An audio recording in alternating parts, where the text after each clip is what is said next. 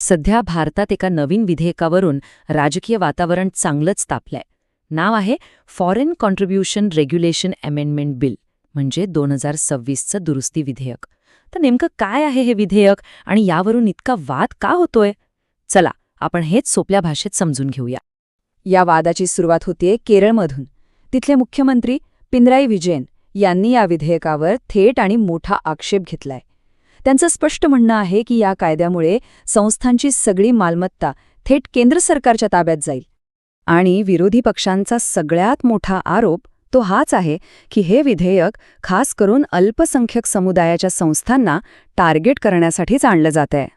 आणि विशेष म्हणजे हे सगळं राज्याच्या निवडणुका अगदी तोंडावर आलेल्या असताना घडतंय. त्यामुळे या वादाला एक वेगळाच राजकीय रंग चढला आहे, हे नक्की. तर मग असं नेमकं आहे तरी काय या विधेयकात की ज्यामुळे एवढा मोठा गदारोळ सुरू आहे? चला जरा खोलात जाऊन पाहूया की यात नक्की कोणते बदल सुचवले गेले आहेत. या विधेयकाचा खरा केंद्रबिंदू आहे ही एक नवीन संकल्पना, नियुक्त प्राधिकरण किंवा डेझिग्नेटेड अथॉरिटी. आता याचा सोपा अर्थ काय? तर समजा एखाद्या संस्थेचं FCRA रजिस्ट्रेशन रद्द झालं तर केंद्र सरकार एक खास प्राधिकरण नेमेल आणि मग हे प्राधिकरण त्या संस्थेच्या सगळ्या मालमत्तेवर आणि मिळणाऱ्या निधीवर नियंत्रण ठेवेल. बरं, मग ही नवीन प्रक्रिया काम कशी करणार? समजा एखाद्या संस्थेचं रजिस्ट्रेशन म्हणजे नोंदणी कोणत्याही कारणामुळे संपली तर काय होईल? बघा, इथे 3 स्टेप्स आहेत.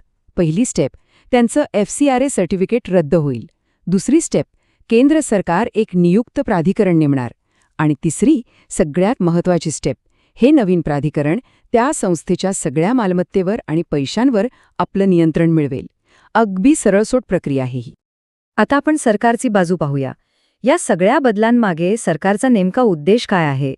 त्यांना हे बदल का आवश्यक वाटतायत? सरकारचं म्हणणं आहे की सध्याच्या कायद्यात काही त्रुटी आहेत, त्या दूर करायच्या आहेत. परदेशातून जो पैसा येतो तो कुठे आणि कसा वापरला जातो यात आणखी पारदर्शकता आणायची आहे. आणि सगळ्यात महत्त्वाचं म्हणजे या पैशाचा वापर सक्तीचं धर्मांतर किंवा इतर देशविरोधी कामांसाठी होता कामा नये, हे सरकारला पक्क करायचं आहे.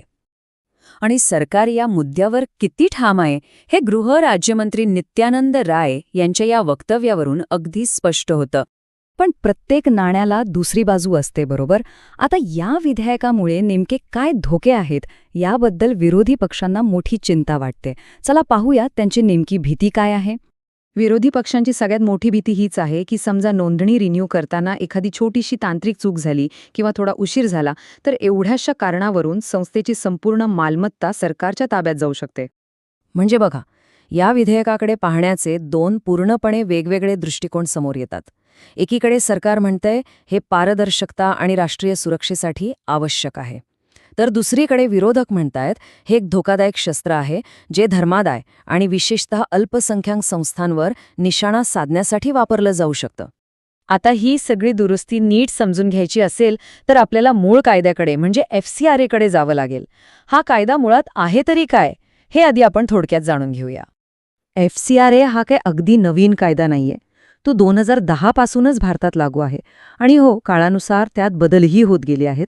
आत्ताही 2026ची दुरुस्ती त्याच प्रक्रियेतला एक महत्त्वाचा टप्पा आहे. ह्या कायद्याचा मुख्य उद्देश अगदी सोपा आहे. आपल्या देशातल्या स्वयंसेवी संस्थांना म्हणजे NGOsना जो परदेशी निधी मिळतो त्यावर लक्ष ठेवणं. सोप्या भाषेत सांगायचं तर परदेशातून आलेला पैसा देशाच्या हिताविरोधात वापरला जाऊ नये याची काळजी घेणं. या कायद्याचा आवाका किती मोठा आहे याचा अंदाज या आकड्यावरून लगेच येईल.